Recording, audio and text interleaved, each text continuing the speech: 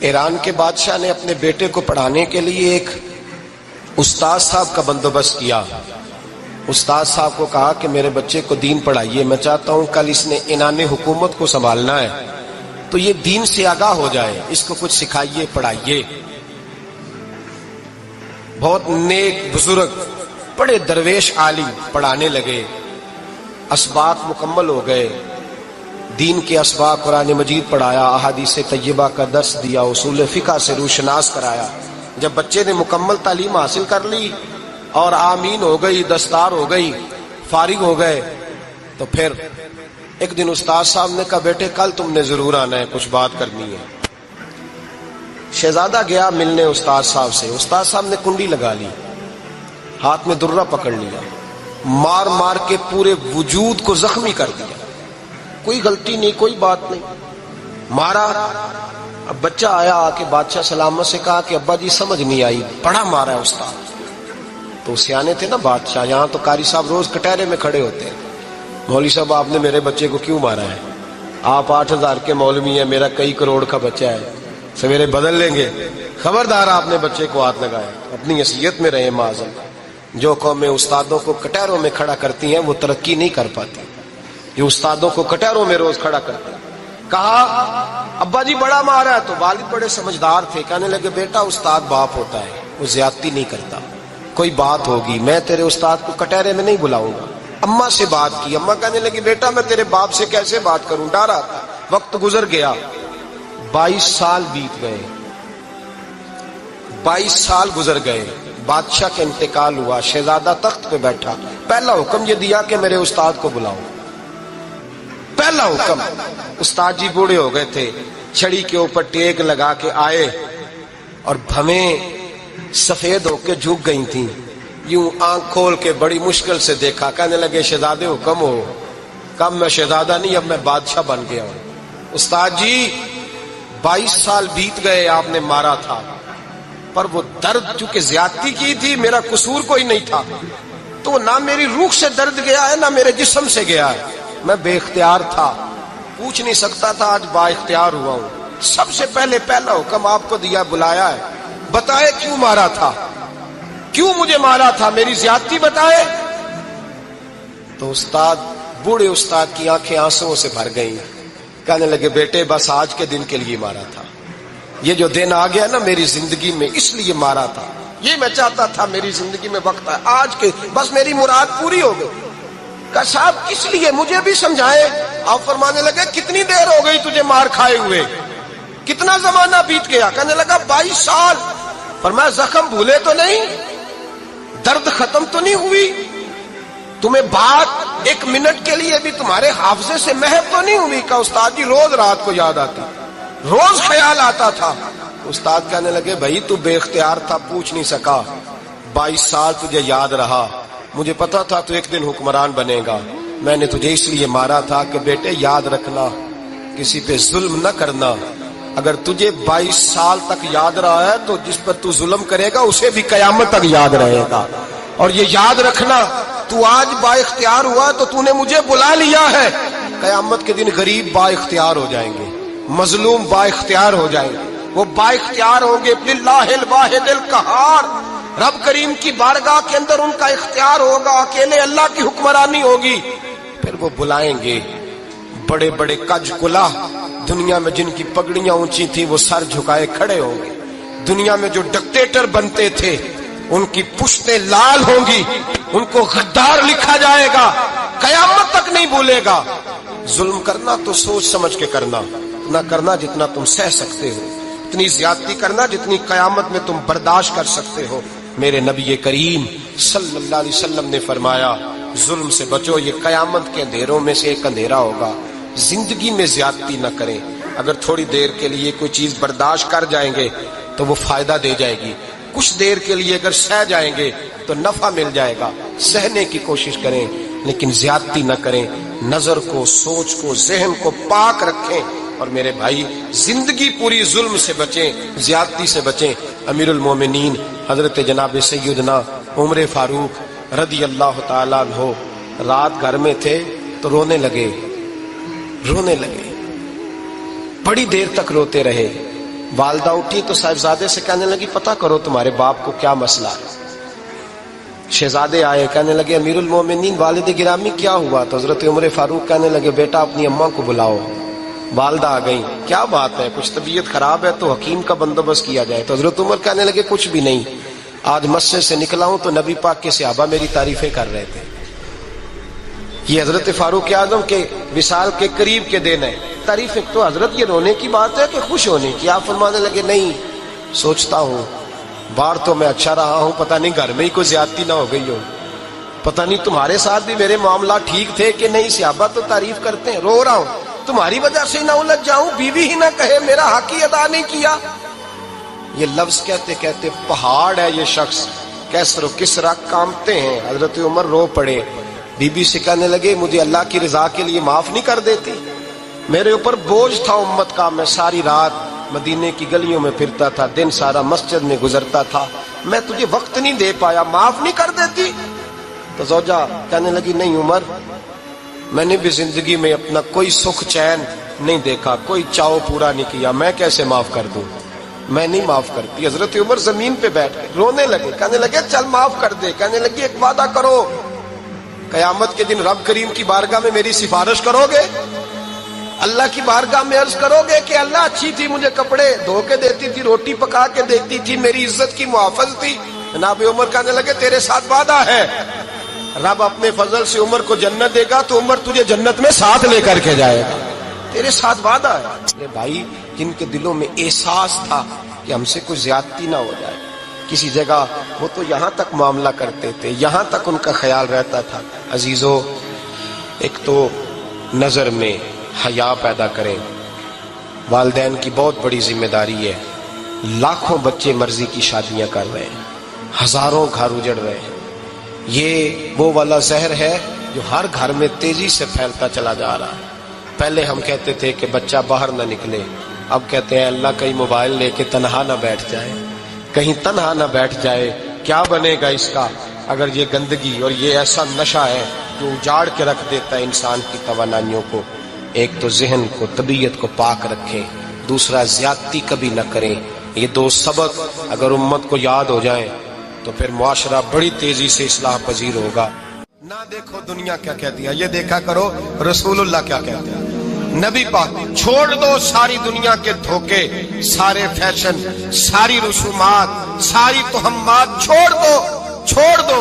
نبی پاک کی غلامی عزت ہے، حضور کی غلامی۔ یار بندہ بالکل بے عمل ہونا، بالکل تو میری طرح داڑھی رکھ کے پگڑی باندھ کے بس میں بھی چڑھ جائے تو کئی لوگ سیٹیں خالی کر دیتے ہیں، کہتے ہیں بزرگوں یہاں آ جائیں، حضرت جی یہاں آ جائیں، تو پھر عزت کس چیز کی ہوئی؟ سنت مصطفیٰ کی ہوئی نا، پھر عزت نبی پاک کی سنت کی ہوئی نا، وقار کی ہوئی نا۔ ایک صاحب ایک بچے نے داڑھی رکھ لی تو مجھے آ کے کہنے لگے حضرت جی لوگ بڑے بڑے لقب دینے لگے ہیں۔ میں نے کہا کیا؟ کوئی کہتا ہے حضرت صاحب، کوئی کہتا ہے قاری صاحب، کوئی کہتا ہے حافظ صاحب، کوئی کہتا ہے علامہ صاحب۔ تو میں نے کہا تیری موج نہیں بن گئی؟ 4 سالوں میں حفظ ہوتا ہے، تجھے مفت کا لقب مل گیا ہے، درس نظامی 8 سال میں ہوتا ہے، مفت کا علامہ بن گیا ہے، تجھے وقار نہیں دے دیا اللہ تعالیٰ نے؟ عزت، میرے اعلیٰ حضرت فرماتے ہیں عزت صاحب طبقات کہتے ہیں میرے مصطفیٰ کریم سید عالم صلی اللہ علیہ وسلم کے وصال ظاہری کے ایام قریب آئے تو حضور نے سرخ پٹی باندھی، تیز بخار ہے نبی کریم کو، 2 صحابہ سہارا دے کے مسجد میں لائے، نبی پاک علیہ السلام کو بظاہر سہارا دے کے لایا گیا۔ کریم رسول نے لوگوں کو جمع کیا، حضور آج کیا ہونے والا ہے، آج کیا کہا جائے گا، آج کس لیے میٹنگ بلائی ہے؟ نبی کریم کے کل صحابہ جب مسجد میں جمع ہوئے تو کھچا کھچ مسجد بھری ہے۔ وصال ظاہری سے چند یوم پہلے کی بات، نبی پاک نے فرمایا آج تمہیں کوئی جہاد کی ترغیب نہیں دینی، آج کوئی نیا پیغام نہیں دینا، آج تمہیں بتانا ہے کہ رب نے اپنے بندے کو اختیار دیا ہے، چاہے تو دنیا میں رہے، چاہے تو اس کی بارگاہ میں حاضر ہو جائے۔ اس عبد نے بارگاہ ربوبیت کی طرف لوٹنے کا ارادہ کر لیا ہے۔ حضرت صدیق اکبر رونے لگے تو صحابہ نے کہا تمہیں کیا ہوا؟ کہنے لگے سمجھ نہیں رہے، کسی کی بات نہیں کر رہے، نبی پاک تو اپنی بات فرما رہے ہیں، اس نے جانے کا ارادہ کر لیا۔ سنیے میرے بھائی، محبوب پاک نے فرمایا بھائی کسی شخص کو میری طرف سے کوئی تکلیف پہنچی ہو تو بدلہ لے سکتا ہے، بدلہ لے سکتا ہے، کسی کو تکلیف پہنچی ہو۔ صحابہ پھوٹ کے رونے لگے، محبوبہ کرم ہی کرم ہوا ہے، रहमत ही रहमत आई। आपके बारे में गुमान करने वाला भी दायरा ईमान से निकल जाएगा। हुजूर आप क्या फरमा रहे हैं? फरमाया नहीं भाई उठो। पीछे से जनाब अकाशा बिन मोहसन उठे, हाथ कांपते हैं, आगे बढ़े, कहने लगे या रसूल अल्लाह, एक जंग के मौके पर आपने दुर्रा मारा था, नंगी पीठ पर सफ़ें सीधी कराते, बात दिल में रह गई है, मैंने बदला लेना है। नबी करीम ने फरमाया बिलाल दौड़ के जाओ, फातिमा के घर दुर्रा पड़ा है, दुर्रा लाओ। सैयदना बिलाल हबशी कहते मैं गया, दस्तक दी, सैयदा तैयबा ताहिरा हजरत फातिमा फरमाने लगी बिलाल कैसे आए हो? अम्मा जी वो दुर्रा चाहिए था। सैयदा को तशवीश हुई, कहने लगे बिलाल ना तो जंग पे जाना है, ना जिहाद है, ना कोई ऐसा मौका है, हुजूर की तो तबीयत मुबारक मज़ाहर बड़ी अलील है, दुर्रा क्या करेंगे? हजरत बिलाल अर्ज करने लगे अम्मा जी एक सियाबी बदला लेने लगे हैं। साहिब तबकात ने जुमले लिखे हैं, कहते हैं बीबी साहिबा ने दुर्रा भी दिया और इमाम हसन हुसैन को भी बाहर निकाला। फरमाने लगी अकाशा से कहना 100 दुर्रे मारे, इन 2 शहजादों के जिस्म पर नबी पाक के करीब न जाए। मैंने 2 बच्चे पैदा ही अपने महबूब पर कुर्बान करने के लिए किए, इनको ले जा। हजरत बिलाल कहते मैं 2 शहजादे लेके आया और जब दरवाजे में मैं लेके पहुंचा तो नबी पाक ने देखा तो आंखों में आंसू आ गए। फरमाया इनको बिठा दो, मुझे पता है फातिमा ने क्या कह के भेजा है। हजरत सैयदना बिलाल फरमाते दुर्रा मैंने जनाब अकाशा को दिया। हजरत अकाशा दुर्रा लेके आगे जो बढ़े तो हजरत अबू बकर सिद्दीक ने उनके पैरों पे हाथ रखा, फरमाया अकाशा मेरी तरफ आ यार, मुझे मार दुर्रे, नबी पाक के करीब ना जा। मुस्तफा करीम ने फरमाया अबू बकर तू हट जा, इसे आने दे। फरमाते मैं चंद कदम आगे गया तो मौला अली शेर खुदा ने मेरे पैर पे हाथ रखा, कहने लगे अकाशा सोच तो सही तू क्या कर रहा है? हुजूर ने फरमाया अली हट जाओ, मेरा और उनका मामला है। जनाब अकाशा आगे बढ़ रहे, नबी करीम ने फरमाया मैं अपनी उम्मत को दर्श देना चाहता हूँ, खबरदार खबरदार जिंदगी में तुम्हारे हाथ से जुबान से किसी को तकलीफ ना पहुंचने पाए, खबरदार। याद रखना वो माशरे बिगड़ जाते हैं, वो माशरे तबाह कर दिए जाते हैं जहां जुल्म होता है, जहां ज्यादती होती है, जहां लोगों को सताया जाता है। महबूब करीम के करीब आए हजरत अकाशा का, हुजूर मेरी पीठ नंगी थी, आप भी जरा कपड़ा हटाइए। नबी करीम ने पीठ से कपड़ा हटाया, जनाब अकाशा ने दुर्रा जो उठाया तो सहाबा की चीखें निकली। हजरत अकाशा ने दुर्रा दूर फेंका, हुजूर के बतने अतहर से लिपट गए, चूमने लगे, कहने लगे हुजूर वो तो सफे सीधी कराते लग गया था, आपने कहा मारा था? या रसूल अल्लाह मैं तो बहाना बना रहा था कि जाती दफा मुझे वजूद चूमने का मौका नसीब हो जाए, मुझे ये मौका नसीब हो जाए। मेरे हबीब ने फरमाया जिसने जन्नती देखना हो मेरे अकाशा की जियारत कर ले। हजरत सलमान फारसी गवर्नर थे, खाना खा रहे थे, दस्तरखान बिछा था, रसूल पाक सल्लल्लाहु अलैहि वसल्लम का फरमान है रोटी का लुकमा दस्तरखान पे गिरे उठा के खा लो, अल्लाह तुम्हारी बख्शिश फरमा देगा। दस्तरखान साफ होता है, रोटी, बड़े गवर्नर थे आप, बड़े बड़े सफीर बैठे थे, वजीर बैठे थे, रोटी का लुकमा गिर गया। आज तो लोग फैशन में इज्जत ढूंढते हैं ना, वकार ढूंढते हैं कि मैं जदीद दुनिया के साथ मिल जाऊं, मैं माज अल्लाह लड़की लड़के इकट्ठे बिठा के मंगनी करूं तो मैं मॉडर्न शुमार हो जाऊंगा, मैं बड़े बड़े ढोल बजाऊं तो मॉडर्न बनूंगा, मैं अगर मेहंदी पे सारे तमाशे कर डालूं तो मैं मॉडर्न हूं। देखो इज्जत किस बात में। हजरत सलमान फारसी रोटी खा रहे थे, सफीर वजीर न जाने बड़े बड़े लोग बैठे थे, खाना खाते खाते लुकमा गिरा दस्तरखान पे, हजरत सलमान फारसी ने समेटा, मुंह में रखा, फिर उंगली मार के दस्तरखान साफ किया।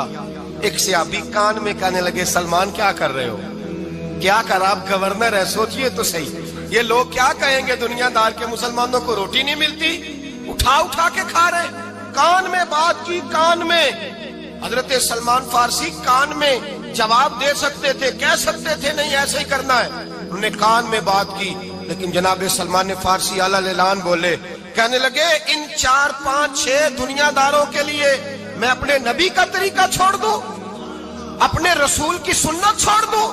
ये 4 5 दुनियादार दुनिया की तरफ देख के मैं मुस्तफा से मुंह मोड़ लूं? फिर जोश जज्बात में सर से पगड़ी उतार दी, रोने लगे। आप फरमाने लगे मैं मदीने के बाजारों में खजूरें उतारता था, नौकरियां करता था, ये जो मेरे सर पर इज्जत के बाल है ये मोहम्मद अरबी के उगाए हुए हैं, रसूलुल्लाह के उगाए हुए हैं। और भाइयों हद हो गई। हजरत बिलाल हजरत बिलाल रदी अल्लाह ताला, हजरत बिलाल आए जनाब उमर से मिलने, कैसर और किसरा भी आए तो उमर खातर में न लाए, पर बिलाल हबशी दरवाजे पे दाखिल हुए तो फारूक आजम ने कुर्सी छोड़ दी, हाथ बांध के कोने में खड़े हो गए। काला रंग है, नाम भी लिखना नहीं जानते, जमाने में तारुफ कोई नहीं। हजरत उमर ने हाथ बांधा है। लोग कहने लगे उमर तू कैसे हो, किसरा से नहीं डरता, ये कौन आ रहा है जिसके लिए तेरा इतना इस्तकबाल है। हजरत उमर कहने लगे चुप कर जाओ, इसकी बात न करना, इसे आने दो, इसे आने दो, इसकी बात न छेड़ना। हजरत सैयदना बिलाल आए, कहने लगे अमीरुल मोमिनीन क्या कर रहे हो। फरमाया नहीं चुप कर यार, बाजू पकड़ा, अपनी कुर्सी पे बिठाया। हजरत बिलाल कहने लगे हुजूर मैं गुलाम हूँ, मुझे तो तरीके भी नहीं आते इन कुर्सियों पे बैठने के, मैं तो गरीब माँ का बेटा, गुलाम बाप की औलाद, सलीकन, ये आप क्या कर रहे हैं। तो हजरत उमर कहने लगे बिलाल था तो तू गुलाम ही, पर जब से मुस्तफा का गुलाम बना है तू हमारा इमाम बन गया है, अब तू इमाम है रसूलुल्लाह की उम्मत का। फरमाया वो मुझे दिन याद है जब मक्का फतह हुआ था, बुत टूट गए थे, बड़े बड़े सरदार थे, और मेरे नबी ने फरमाया बिलाल से कहो काबे की छत पे चढ़ के अजान दे। तो लोगों ने कहा हुजूर ये सारे जल गए हैं, किसी और की ड्यूटी लगा दे। हुजूर ने फरमाया चुप करो, बदर में मार खा के अजान पड़े तो बिलाल, ओहद में पत्थर बरसे अजान पड़े तो बिलाल, तपते सहराओं में पड़े तो बिलाल, हर जगह मार खाए तो बिलाल। और आज अगर अल्लाह ने इज्जत दी है तो मैं लोगों को देख के बिलाल को इज्जत ना दूं।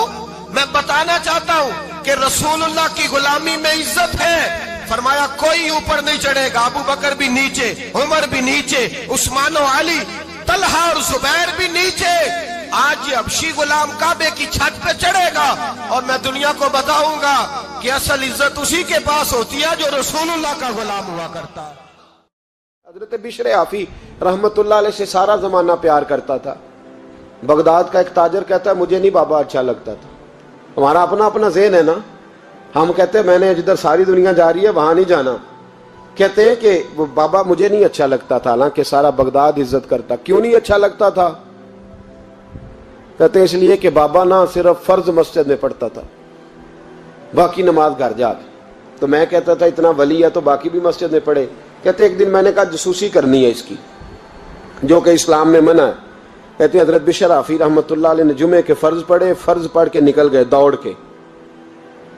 फरमाते मैं पीछे हो गया, मैंने कहा आज मैंने सुन्नतें छोड़ दी हैं पर इसका पता करना है, सुन्नत नफल बाद में पढ़ूंगा।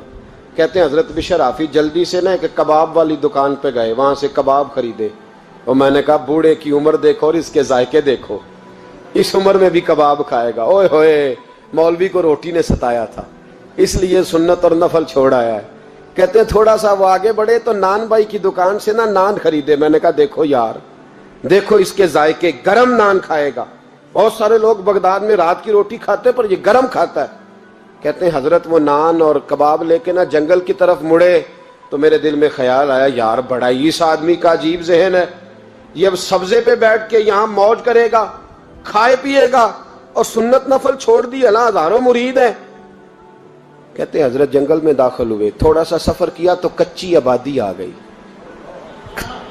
कच्ची आबादी, एक कच्चे मकान की टूटा हुआ दरवाजा, बाहर से कुंडी लगी। बगदाद के नंगे पांव चलने वाले हजारों मुरीदों के उस पीर ने कुंडी खोली, अंदर गए, एक फालज ज़दा बाबा जी बैठे।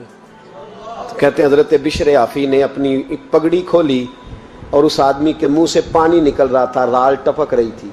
कहते पहले अपनी पगड़ी से मुंह साफ किया, फिर प्याले से पानी डाल के मुंह धोया, फिर हजरत उसके टांगों पे कपड़ा डाल के रोटी का लुकमा तोड़ के उसके मुंह में डाल के कहने लगे बाबा नाराज ना होना, जुमे वाले दिन मुझे देर हो जाती है, अभी तो मैंने सुन्नत और नफल भी पढ़ने हैं, नाराज ना होना, मुझे देर हो जाती है। कहते हैं वो बाबा रो पड़ा और कहने लगा बिशर यार 14 साल हो गए तू रोज आता है। 14 साल, ये 1 सदी का किस्सा है, 2-4 बरस की बात नहीं। 14 साल से तू रोज आता है, मैं पता नहीं कब तक लाश बने पड़ा रहूंगा, तू कब तक आएगा। हजरत बिशर आफी ने बाबे के आंसू पूछ के कहा बाबा फिक्र न कर, आज के बाद ये जुमला ना कहना कि तू मेरे लिए बोझ है। फरमाया लोग समझते हैं कि मैंने इबादत करके मकाम पाया है, لوگ سمجھتے ہیں میں نوافل زیادہ پڑھتا ہوں، دنیا جانتی ہے کہ میری رات کی تسبیح زیادہ مضبوط ہے، اور میں ان میں سے کوئی بات بھی نہیں، میں تو تیری نوکری کرتا ہوں تو اللہ نے میری عزتوں میں اضافہ فرما دیا ہے۔ سوچ ہی صاف نہیں، نظریہ ہی ٹھیک نہیں، فکر ہی ٹھیک نہیں۔ اسلام نظریے کا مذہب ہے۔